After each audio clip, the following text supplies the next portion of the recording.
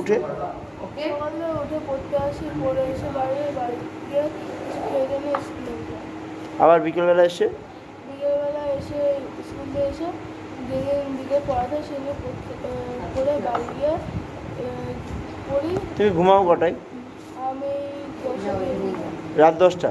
মনে করো যদি আমি পড়াশোনা না করি তাহলে কে তোমাকে বকে? আমার ঠাম্মা বকে? হ্যাঁ, যে পড়াশোনা করছিস না। এই সপ্তাহে একবার বকেছে? সপ্তাহে 2বার দুবার বকেছে।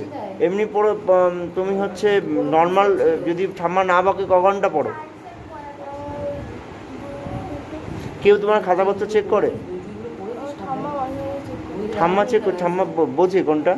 ঠাম্মা বাবা খোঁজ খবর নেই পড়াশোনার বিষয়ে যে কী পড়ছে না পড়ছে? যদি আমি যদি সই করতে দেয় কে সই করে খাতা?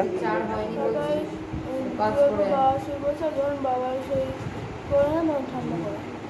তুমি যে পড়াশোনা যা করছো না তারা জানেন এখন এই মুহূর্তে পড়াশোনা করছো না? দু একদিন পিটিয়েছি হ্যাঁ, ঠাম্মা যে পড়াশোনা করছো না বলতে পারছো? তারা যে জানতে পেরেছে যে আগের মতো তুমি পড়ছো না? ঠাম্মা বলছিলাম যে তুমি যেদিন মেরেছিল না, বলছিলাম যে ঠাম্মা আমি পড়াশোনা করিনি, তাহলে আমার মেরেছে।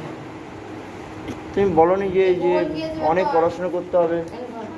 হ্যাঁ বলছিলাম, হ্যাঁ আগে বেশ ভালো পড়াশোনা।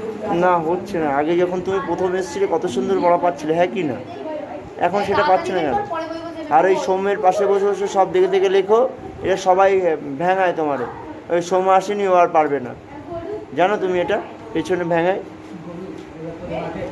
আজ এই সৌম্য আসেনি, একটাও পড়া পারবে না, ঠিকই বলে। আমি মিলিয়ে দেখি একই। তুমি ওতে সৌম্যের পাশে আর বসবে না, নিজের কদর নষ্ট হয়ে যাবে, বুঝলে? নিজের জেদ করে পড়াশোনা করো। জেদ নিয়ে আসো মনের মধ্যে যে আমি পড়াশোনা করব, আমার পড়াশোনা করতে হবে, ঠিক আছে?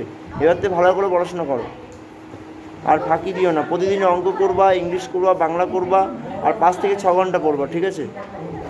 ক ঘন্টা? এবার সময় বার করে নেবা।